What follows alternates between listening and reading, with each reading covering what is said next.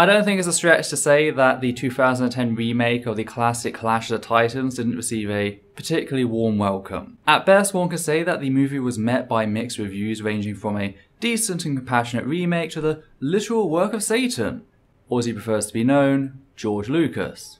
Nearly 10 years later, how does that all hold up? Was the remake really so much worse than the original, or is there more to the matter? Stay tuned to find out.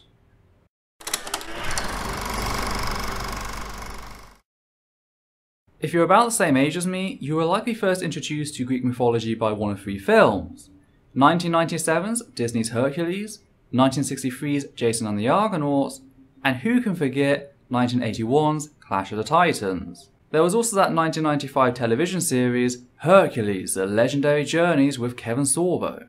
I wonder what he's up to these days. If you think you're smarter than me, do not try to humiliate me in front of my students. In that classroom, there is a God. I'm him. This experiment is over. You get to decide who the most important person in your life is. Me, Professor Rabison. But I have to do this thing.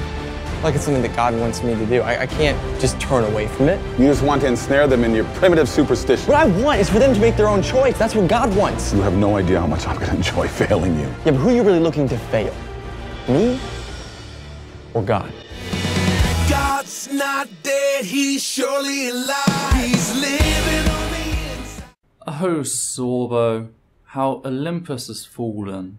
Oh wait, never mind. Turns out he was always a piece of crap. Now, as a monster-obsessed child, one of the things that stuck with me with both Jason and the Argonauts and Clash of the Titans were the many mythological creatures brought to life by stop-motion artist Ray Harryhausen. I remember sitting down on the weekends to enjoy these films over and over again, sitting there patiently through the dialogue, just waiting for the next creature to show up. Yet, more recently I realised that I hadn't seen the original Clash of the Titans for over a decade. Like, I see many of the scenes involving creatures either standalone or as part of some commentary on monster cinema, but I hadn't just sat down to watch the film since I'd become an adult. I'd never had the experience of looking at this movie I loved as a child with new eyes. So rather naturally I had to go ahead and fuck it all up. I secured myself a copy and sat down with my wife to watch 1981's Clash of the Titans. And by the creatures above and below, wasn't it different to how I remember? Well, I guess it wasn't exactly different, I just didn't pay all that much attention to the human elements of the film when I was younger. I just kind of switched off when they were on. One of the feelings that stuck with me when rewatching the 1981 film was confusion. Confusion as to why this film was held in such high regard, as well as why the 2010 remake had come under such heavy criticism when, out of the two, it clearly had the better plot, better actors, and is, at least in my eyes, the better film. Now, before we go any further, let me be clear on two things. First, I love the 1981's Clash of the Titans for its roster of creatures. There is nothing that any remake can do to take that away from me. I love every single one of those creatures with a particular love for Medusa and the Scorpions. I also love 1981's Calibos, brought to life in part by Harryhausen's magic. Second, I acknowledge that the 2010 movie had a lot of flaws. It's not a perfect movie by any stretch of the imagination, especially in relation to its usage of CGI, the way it presents its monsters, and what it did to both the gods and Calibos' storyline. But when taken as a whole, I find the 2010 movie to be significantly superior to the original. Well, okay then, so what was so wrong about the original? It was a cultural hit after all, and its characters were an insult to the very paper their lines were written upon. Starting of course with the lead man, the son of Zeus himself and the king of entitlement, Perseus, played by Harry Hamlin. In Hamlin's defense, it's not so much an issue with his acting, it's more of an issue with the writing.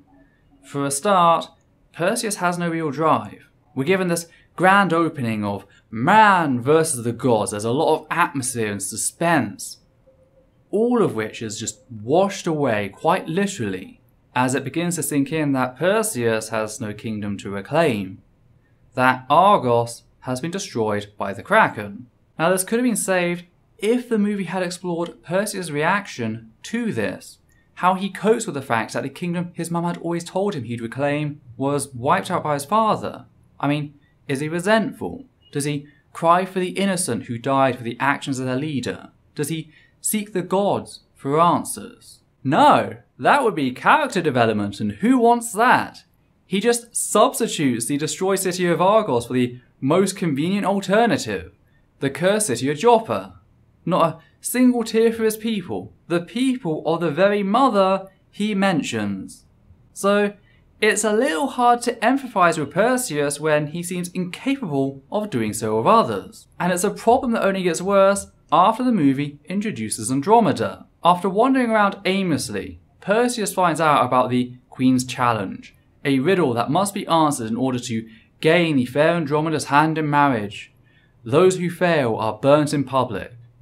That night, upon using the Helm of Invisibility to sneak into Andromeda's bedchamber, Perseus falls in love with our fair maiden, without having spoken a single word to her. So there's no real connection there. That's lust, not love. And that's what the rest of the film revolves around, defeating Maggie Smith's divine cockblock. That's right, Professor McGonagall is also the Greek god Thetis. After solving the riddle by show of force in cutting the hand off Thetis' son, Calibos, Andromeda is forced to marry Perseus. And with Andromeda's hand comes the entire kingdom of Joppa. In effect, Andromeda is treated not as a person, but as a prize. She has no autonomy, no depth, no real character. Her one defining trait is, she's beautiful. And that's all. The effect of which is, I don't really care if she dies in the latter part of the film. She's not written as a person, so I don't care about her as a person. And with that goes the entire plot of the film. Perseus and his fellow heroes could die at any point along their quest, and I'd find that resolution to be just as fulfilling as the one we get. Now, it didn't have to be this way. Said story is already massively different from the original myth, which had Perseus stumble across Princess Andromeda's sacrifice after slaying Medusa. And it's one of the fundamental changes in the remake. It got me to care about Andromeda. Not because she exists vicariously through her relationship with the protagonist, since that aspect has been removed, but because she cares about others. The very first thing she does on screen is offer Perseus a drink when he's dragged before the court. This display of compassion for someone who you'd just seen lose their family thanks to their father's hubris is a genuine display of emotion. She also challenges her parents' denial of the situation they're in, noting the suffering of the common people beyond the palace walls. Have you seen what's happening out there? Have you even bothered to look? We serve as an inspiration. Hundreds of our men have lost their lives. Yet we celebrate. You're provoking the gods and you act as if there will be no consequence. Now, what do you want? Should we be afraid? Should we be trembling and soiling ourselves in fear? The gods need us. They need our worship. What do we need of them? Look at my daughter. Don't. What could be more divine than her face? More beautiful than all the women of Greece, more beautiful than Aphrodite herself. The Olympians should envy her. We are the gods now.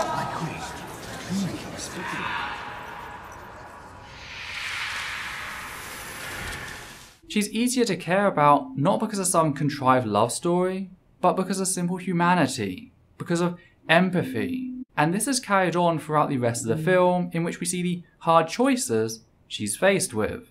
Now, I'm not exactly thrilled with the whole selfless sacrifice trope in women, since it's typically used in a limiting capacity, often restricting the role of women in film to that of a passive participant who at best chooses to go with the events that happen to them.